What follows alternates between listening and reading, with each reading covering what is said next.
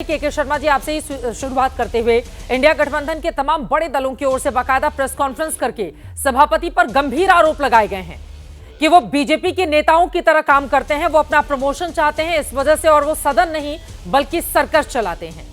क्या है इस पर जवाब आपका? चित्रा जी, बहुत आश्चर्य है। विपक्ष जब हताश निराश है पूरी तरह से, पूरा गठबंधन आपस में एक दूसरे की बाल नोचने में लगा है, लड़ रहा है आपस में। जो इनका गठबंधन है, लगातार चुनाव हार रहे हैं, अपनी विश्वसनीयता खो चुके हैं, और जो तथ्य सामने आ रहे हैं कांग्रेस के लिए, विशेषकर जॉर्ज सोरोस का जो संबंध सोनिया गांधी का और जॉर्ज सोरोस का उनकी एनजीओ के साथ देखने को मिला है, इसके बाद क्या करें? आज तक कौन सी संस्था बची है, संवैधानिक संस्था? चित्रा जी बताइए, आप तो इतने लंबे समय से हैं। चुनाव आयोग को ये एजेंट बता चुके हैं। जब चुनाव हारते हैं तो चुनाव आयोग एजेंट है, जब चुनाव जीत गए तो चुनाव आयोग सही है। सुप्रीम कोर्ट में फैसला इनके पक्ष में आ जाए तो सुप्रीम कोर्ट सही है, अदरवाइज सुप्रीम कोर्ट बायस्ड है। ये तो कई बार ये लोग आरोप लगा चुके हैं। जांच एजेंसियों को देख लीजिए, कोई ऐसी एजेंसी नहीं है जिसपे आरोप नहीं लगा हुआ है। सेना के जनरल को देश का उनको गुंडा, गली का गुंडा बता दिया इन लोगों ने। यहाँ जो है स्पीकर हों लोकसभा के, उनके अगेंस्ट कितनी बार आरोप लगाए गए हैं।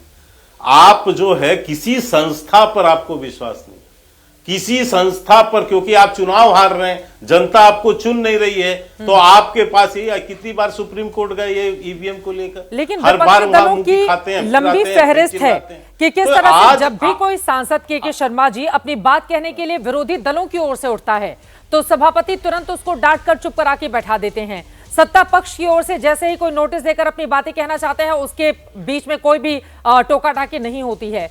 ये आरोप लगे हैं सभापति पर।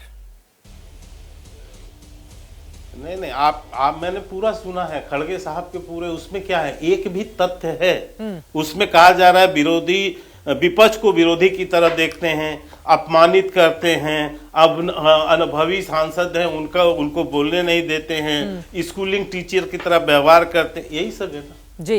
मेरे पास से फेहरिस्त है सर उनके पूरे इसका। और मुझे आश्चर्य है, आपको कभी आपने विचार किया है उपराष्ट्रपति जैसे पद पर आप बाहर संसद के उनकी मिमिक्री करते हैं, आप उनका अपमान करते हैं।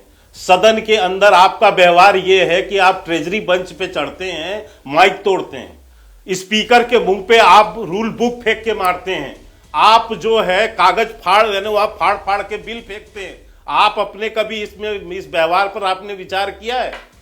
ये बड़ी बात आपकी ओर से कही जा रही है कि क्या वो बयान हम सुना सकते हैं? आपने क्या किया है? सभापति की मिमिक्री की क्या है व्यवहार? मुझे एक चीज बताइए। क्या वो वीडियो हम दिखा सकते हैं? एक मिनट जल्दी से अपनी बात पूरी कीजिए, वो वीडियो भी हम दिखाएंगे। मैं पूरी बात कर।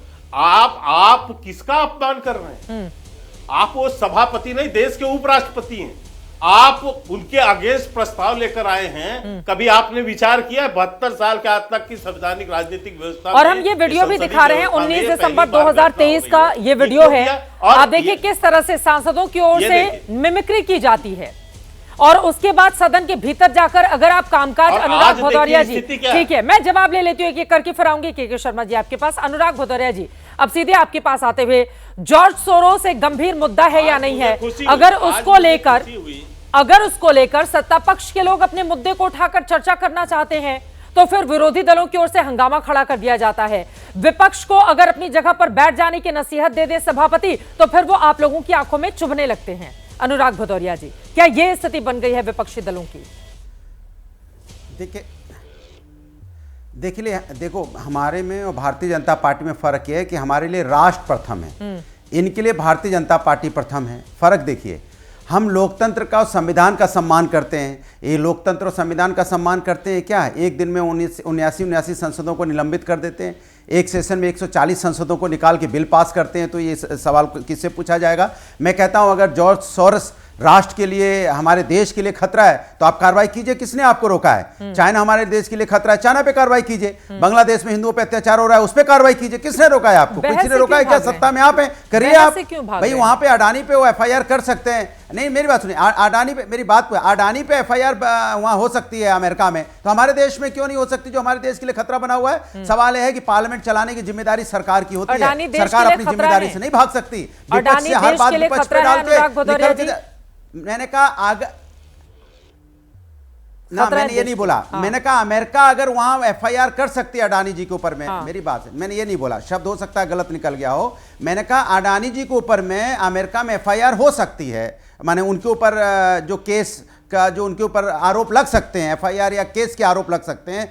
तो क्या हमारे देश में जॉर्ज सोरोस अगर मेरे देश के लिए खतरा है तो उस पर आरोप नहीं लग सकता, उस पर कार्रवाई नहीं हो सकती? मैं ये कहना चाह रहा हूं। मैं अडानी का नहीं बोलूंगा अडानी वहां खतरा है, मैंने कहा अडानी जी के ऊपर में वहां पे कार्रवाई की मांग हो सकती है, कार्रवाई की बात हो सकती है अमेरिका में, अगर उनको लगता है। तो हमें नहीं लगता कि अगर यहाँ पे जॉर्ज सोरोस हमारे देश के लिए खतरा है तो उस पर कार्रवाई होनी चाहिए। किसने आपको रोका है? सरकार की जिम्मेदारी बनती ना, एक बात। दूसरी बात, भारतीय जनता पार्टी के साथ नहीं, भारतीय जनता पार्टी के साथ दिक्कत है कि कहते हैं ना कि झूठों ने झूठों से कहा है झूठ बोलो, अंदर झूठ की मंडी सजी है, बाहर लिखा है झूठ बोलो, चारों तरफ झूठ के वादे करो, झूठ के पुलंदे लाओ, झूठ की धुंध चारों तरफ छाई हुई है। उसमें से हम विपक्ष उसमें सच्चाई खोज रहे हैं, कहीं तो कोई सच्चाई की, सच की किरण दिखाई दे, कोई तो किरण सच की दिखाई दे। झूठ पे झूठ, झूठी वादे, झूठी किताबों में लिखे हुए झूठे वादे, चारों तरफ झूठ।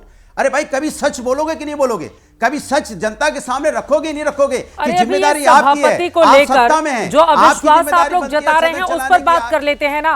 अभी जो अविश्वास आप लोग प्रकट कर रहे हैं जगदीप धनखड़ जी को लेकर, उस पर थोड़ी सी चर्चा हो जाए अनुराग भदौरिया जी, फिर बाकी जगह होकर आ जाएंगे।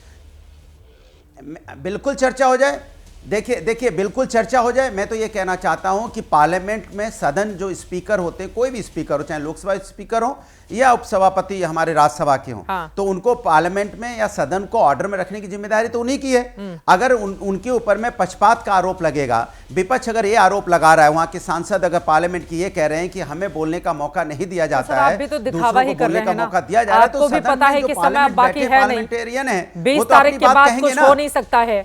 आप लोगों ने भी तो सिर्फ दिखावे के लिए ही किया ना आपके पास आंकड़ा है न राज्यसभा में न लोकसभा में, लेकिन दिखावे के लिए इंडिया गठबंधन कितना मजबूत है ये सभापति के मुद्दे पर ही दिखाना है, और इसी वजह से अविश्वास प्रस्ताव का ये नोटिस लेकर आ गया है ना अनुराग भदौरिया जी? तो आप इस बात को तो आप मानते हैं ना। चलिए अच्छा, बधाई आपको, आपने माना कि इंडिया गठबंधन मजबूत है। कुछ लोग तो कह रहे हैं इंडिया गठबंधन में दरार हो गई, इंडिया गठबंधन टूट गया, ये हो गया वो हो गया। 4-5 दिन से तो मैं यही देख रहा हूं, बीजेपी यही हल्ला मचा रही है, उसको इंडिया गठबंधन की चिंता है, जनता की नहीं है। के शर्मा जी आप जवाब दे दीजिए, फिर बाकी मेहमानों के पास आऊंगी। संजीव झा जी, राजीव रंजन जी हमारे साथ हैं, ठीक है। के शर्मा जी देखिए, मैं जो इंडिया गठबंधन मजबूत है या कमजोर है इसका निर्णय तो आपके करोड़ों दर्शक करेंगे और देश की जनता करेगी। बड़ा स्पष्ट है, ममता बनर्जी का बयान बहुत स्पष्ट है। राम गोपाल यादव किस ढंग से कांग्रेस को सबक सिखा रहे थे, यहाँ भदौरिया नहीं बोल पाएंगे क्योंकि उनको बेचारे वो न इधर के न उधर के हैं। राम गोपाल यादव जी ने तो स्पष्ट रूप से राहुल गांधी पर कटाक्ष किया और ये कहा कि भैया बात यहाँ चर्चा कर नहीं पा रहे हो, संबल पे फोटो अप कराने जा रहे हो। मैंने तो नहीं कहा है। डिम्पल यादव ने, अरे भाई एक मिनट सुन लो भाई, अरे भैया सुन लेना भाई, तुझे अपने नेता की बयानों का कदर नहीं है तो मैं क्या करूं। डिम्पल यादव ने आज बयान दिया है कि हमें कोई मतलब नहीं अडानी से, हमें संसद से मतलब है। अब उस पे तो बोल नहीं पा रहे हो, बोलती बंद है। अभी सुन लो भैया, सुन लो, प्रवक्ता हो आप उनके, आप अपने नेता की इज्जत नहीं करते। बिल्कुल, संसद से मतलब है, नहीं करना चाहिए आपको इज्जत, कहां बोलती बंद है, आपके यहाँ संस्कार नहीं है। सुनिए अब मैं आता, अब सुनिए। अरे मैं कहता हूं कि पार्लियामेंट चलनी चाहिए, लेकिन पार्लियामेंट चलाने की जिम्मेदारी तो सरकार की है, विपक्ष की नहीं है। प्रभु आप कहां भूल रहे हो, आप चलवाइए ना। हम तो कहते हैं कि आप संबल पे चर्चा करवाइए, आप किसानों पे चर्चा करवाइए। उनकी बारी है इस समय, मुझे बोलने दीजिए, फिर मैं आ रही हूं आपके पास, बाकी लोग भी इंतजार कर रहे हैं। अनुराग जी प्लीज, ठीक है, चर्चा कौन करवाना चाहता है, कौन नहीं करवाना चाहता है, ये पूरा देश देखता है, ठीक है। कौन रोक रहा है आपको चर्चा करवाने से? के शर्मा, मुझे बात बोलिए।